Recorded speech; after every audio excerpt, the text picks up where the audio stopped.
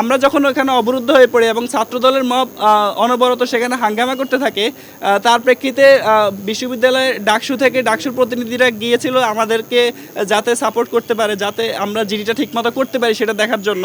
কিন্তু এর প্রেক্ষিতে তাদের উপর খুবই নির্মম হামলা হয়। আমরা জানি যে আমাদের ডাকসু প্রতিনিধি এবি জুবায়ের এবং মোসাদ্দেক সহ আরও অনেকে আহত হয়েছিল। তার পরবর্তীতে আমরা দেখেছি বিশ্ববিদ্যালয়ের ইতিহাসে সবচেয়ে কলঙ্কজনক একটা অধ্যায়, যে বিশ্ববিদ্যালয়ের সাংবাদিক সমিতির সাংবাদিক ভাইয়েরা গিয়েছিল যে ওখানকার তথ্য কাভার দেওয়ার জন্য, কিন্তু তাদের উপরও খুবই নির্মমভাবে হামলা হয়েছিল, যেটা বিশ্ববিদ্যালয়ের জন্য খুবই অপমানজনক। আমার আমি একজন বিশ্ববিদ্যালয়ের রানিং স্টুডেন্ট হিসেবে আমার নিরাপত্তা দেওয়া, আমার কি দরকার কি প্রয়োজন অথবা আমাকে কীভাবে ফ্যাসিলিটেট করবে তার বিপরীতে গিয়ে সম্পূর্ণ একটা ফেক বিষয়ের উপরে বিশ্ববিদ্যালয় আমাকে কারণ দর্শানোর নোটিশ দিয়েছে। অর্থাৎ দেশটা এখন এমন হয়ে গিয়েছে, আপনার নাম করে যে কেউ যে জিনিস দিয়ে দিবে আর আপনাকে আপনার প্রতিষ্ঠান একটা কারণ দর্শানোর নোটিশ দিয়ে দিবে। আমি যদি ভুল হতাম তাহলে আমি তো থানায় গিয়ে তাদেরকে বলতাম না যে আমার ফোন ফরেনসিক করেন, আমি জিডি করতে আসছি। কিন্তু এটা করার পরেও ইভেন রাত 10টা তখনই কিন্তু অনেক রিউমার স্ক্যানার সহ আরও অনেক ফ্যাক্ট চেকার প্রতিষ্ঠান ইতিমধ্যে এটা নিশ্চিত করেছে যে জিনিসটা সম্পূর্ণ ফেক ছিল।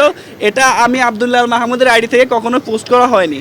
তারপরেও বিশ্ববিদ্যালয়ের প্রশাসন এবং শাহবাগ থানা সহ প্রশাসনের যে কাজ সেটা খুবই নিন্দনীয়। এবং আমরা ফ্যাসিবাদী আমলে যে একটা স্ট্রাকচার দেখতাম যে সরকার দলীয় সংগঠন থানায় গিয়ে মব করে আর পুলিশ বেমালুম দাঁড়িয়ে থাকে, একদম ঠিক একই ঘটনা আমরা দেখেছিলাম। এরপরে যখন আমাদেরকে ধানমন্ডি স্থানায় নিয়ে যাওয়া হয় ততক্ষণে কিন্তু বিভিন্ন ফ্যাক্ট চেকার প্রতিষ্ঠান অলরেডি এটা নিশ্চিত করেছে যে এটা আমার আইডি থেকে পোস্ট করা হয়নি। কিন্তু তারপরেও সারা রাত আমাদেরকে সেখানে বসিয়ে অবরুদ্ধ করে রাখা হয়েছে। আমার তো ফোন ফরেনসিকের জন্য নিয়ে গিয়েছে বলা হয়েছে, কিন্তু আমি এখন পর্যন্ত আমার ফোনটা পাইনি। আমাদেরকে সারা রাত সেখানে অবরুদ্ধ রাখা হয়েছে। আমরা জিজ্ঞেস করছিলাম যে আপনি কোন আইনে আমাদেরকে এখানে রেখেছেন। তারা আমাদেরকে কোনো সদুত্তর দিতে পারেনি। তারা বলতেছে যে তাদের উপরের নির্দেশে তারা আমাদেরকে এখানে অবরুদ্ধ রেখেছেন। অর্থাৎ জিনিসটা এরকম হলো, আমি কোনো অপরাধ না করা সত্ত্বেও একজন নিরপরাধ ঢাকা বিশ্ববিদ্যালয়ের রানিং স্টুডেন্ট হওয়ার সত্ত্বেও আমি ঢাকা বিশ্ববিদ্যালয়ের প্রশাসন থেকে কোনো যৌক্তিক আচরণ পাইনি, আমি শাহবাগ থানা থেকে কোনো যৌক্তিক আচরণ পাইনি এবং পুলিশ প্রশাসনের পক্ষ থেকেও কোনো যৌক্তিক আচরণ পাইনি।